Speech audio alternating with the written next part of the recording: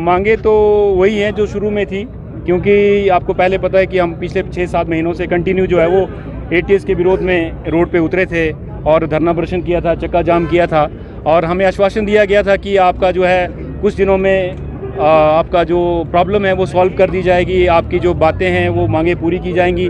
लेकिन वो वादे ही करते रहे। उसके बाद कंटिन्यू 2-3 महीने हम चक्कर काटते रहे और उसके बाद उन्होंने कहा कि हम एक कमेटी बनाएंगे और आपकी जितनी भी मुश्किलें हैं उनका हम लोग कोई ना कोई हल निकालेंगे। लेकिन वो कमेटी तो बनाई, लेकिन कमेटी ने आगे काम नहीं किया और काम नहीं किया तो जो हमारा एटीएस सिस्टम है वो कंटिन्यू हमें चालू करना रखा, इन्होंने चालू रखा, जिसके कारण हमें जो अपनी पासिंग के लिए जो है लंचगालियाँ जाना पड़ा। अब आपको पता है कि मैं बीड बिलिंग का रहने वाला हूँ और मेरी टैक्सी यूनियन में जो है वो बड़ा बंगाल तक की गाड़ियाँ जो हैं वो एंटर हैं और उनको वो कम से कम 220 किलोमीटर पड़ता है। बड़ा बंगाल बरोड की जो गाड़ियाँ हमारी बीड बिलिंग की टैक्सी यूनियन में रजिस्टर्ड हैं उनको 220 किलोमीटर जो है ये लंच गाड़ियाँ पड़ता है एक साइड। तो आप खुद सोचो कि मेरे जो बीड बिलिंग और बड़ा बंगाल और बरोड वैली के जो चालक हैं वो कब वहाँ से चलेंगे, कब वहाँ पहुँचेंगे और कब वो पासिंग कराएंगे।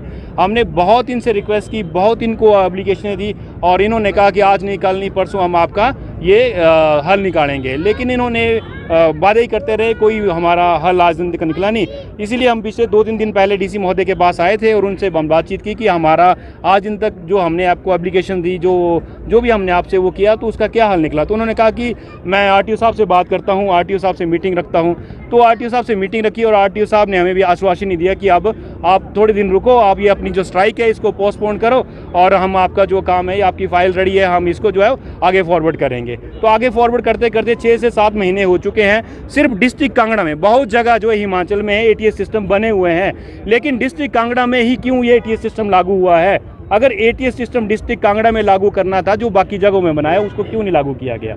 अब आपको पता है कि बैजनाथ है, कितने मैनुअल स्टेशन है जहाँ पे मैनुअल पासिंग होती थी, लेकिन उन्होंने कहा कि हम ये जो है 1 महीने बाद, 1.5 महीने, 2 महीने के बाद जो है आपकी जो मैनुअल पासिंग जो है जैसे होती है वैसे शुरू कर देंगे। लेकिन आज 7 से 8 महीने को होने को आए, लेकिन कोई पासिंग का नाम नहीं है। और ये सब चीज़ें देखने के बाद जितने भी हम लोग यहाँ पे, जितनी भी टैक्सी ऑपरेटर है, जितनी यूनियन है, कोई ट्रक है यूनियन है, ऑटो की यूनियन है, सभी यूनियन यहाँ पे इकट्ठी हुई है और आज जो हमने शांतिपूर्वक जो धरना है डीसी महोदय के यहाँ करने की जो हमने मांग की थी वो आज 27 तक पूरी नहीं की जाती है तो आगे की क्या रणनीति। सर ऐसा है कि मांगे पूरी नहीं की जाती हैं तो हमारी बड़ी बड़ी ट्रेड यूनियंस हैं जो उनकी मदद ली जाएगी और उनका सहारा लेके हम लोग आगे का आंदोलन चालू रखेंगे। अगर ये लोग नहीं मानते तो फिर हमारे पास एक ही रास्ता है, कोर्ट का दरवाज़ा। वो कोर्ट का दरवाज़ा खटखटाना पड़ेगा, क्योंकि आपको भली भांति पता है कि बैजनाथ ऑटो यूनियन हमारे बीच यहाँ आई हुई है, तो वो उनका परमिट ही 20 किलोमीटर का है। तो 20 किलोमीटर का परमिट उनका है, तो वो कैसे लंच गाड़ियाँ जाएगी और अपनी गाड़ियों को कैसे पास कराएगी।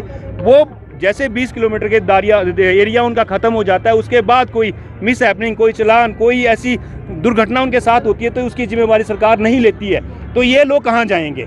तो इसके लिए हम सभी भाइयों को इकट्ठा होकर हमें जो है वो कोर्ट का जो दरवाज़ा है वो खटखटाना पड़ेगा। अब आप देख रहे हैं हमारे बीच हमारे जो जिला परिषद हैं बहन छवि जी, नवी ठाकुर जी, वो हमारे बीच आई है, क्योंकि उनको हमारी जो पीड़ा है वो भली भांति पता है। इसीलिए हमारा साथ देने के लिए, हमारे ड्राइवर भाई के लिए, भाइयों के लिए आप यहाँ पहुँची। सर हमने सीएम साहब से मिलने की बहुत कोशिश की, लेकिन हमें कोई भी उन्होंने वो किया कि कोई भी प्रणाम नहीं। हमने फोनिकली उनसे बात की, हमारे कुछ लोग वहाँ हैं, उनको बोला कि रिक्वेस्ट की कि हमारी जो है सीएम साहब से मीटिंग करवा दो, लेकिन किसी ने भी हमें जो बैक कॉल नहीं किया अभी तक। ये सवाल हमने डीसी महोदय से भी किया था। आपको पता है कि अभी रिसेंटली एक नया हादसा है ये, जो कि कोटला में हमारे एक टैक्सी भाई को जो है बेरहमी से मारा गया। उसने बहुत बार जो पैनिक बटन, जिसको जीपीएस कहते हैं, उसमें एक पैनिक बटन होता है, वो बहुत बार प्रेस किया, लेकिन उसको किसी भी प्रकार की कोई सहायता नहीं मिली, ना ही तो परिवार की तरफ से, ना सरकार की तरफ से और ना किसी और विभाग की तरफ से। उसको कोई भी हेल्प उसको नहीं मिली, तो उसकी बहुत बुरी हालत थी। आपने देखा है, आप लोगों ने ही कवर किया है। तो ऐसा ये जीपीएस बटन नहीं है सर, ये पैनिक बटन है। सिर्फ ड्राइवरों की छाती पे 5 से 6 हज़ार पर ईयर लगता है, वो पैनिक बटन है कि ये ड्राइवरों की छाती पे पैनिक बटन। हम उनका भी धन्यवाद करते हैं कि वो यहाँ नहीं आए हैं। देखो पहले जब हमारा प्रोटेस्ट हुआ था, चक्का जाम किया गया था, तो उन्होंने ही हमें कॉल किया था कि सभी यूनियन आए और धर्मशाला में हम लोग ये चक्का जाम करेंगे और ऐसा करेंगे। तो हम सभी एक आदमी, एक यूनियन का सदस्य यहाँ पहुँचा, लेकिन क्या पता कोई उनकी मजबूरी रही होगी, किसी कारणवश वो नहीं आ सके। लेकिन ऐसा नहीं है कि वो दुखी नहीं है, या उनके चालक या उनके जो ऑपरेटर हैं वो दुखी नहीं है इस चीज़ से, वो भी दुखी हैं। पर क्या पता किसी वजह से या किसी प्रेशर की वजह से वो लोग हिस्सा नहीं ले सके, लेकिन वो ऐसा नहीं है, वो हमारे साथ ही है।